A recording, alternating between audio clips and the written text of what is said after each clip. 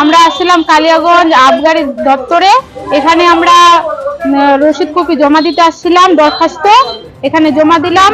তো আমরা চাইছি মদের এগুলো বন্ধ হোক, দোকানগুলো। এখন দেখা যাক কি হয়। আজকে আমরা থানাতে গেছিলাম, থানাতে জমা দিছি, আর এখানে জমা দিলাম।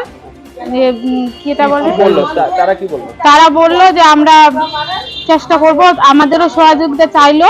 তো আমরা আছি পাশে, ওরা আমাদের পাশে থাকলেই হলো। আমার বাড়ি হচ্ছে আটগাড়া, হলদিবাড়ি।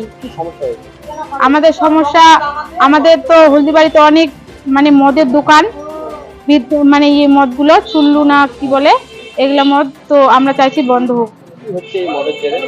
মদের জোরে মানুষ অসুস্থ হয়ে পড়ছে, তারপরে কিডনি ডাউন হয়ে যাচ্ছে, তারপরে মারা যাচ্ছে, এসব হচ্ছে।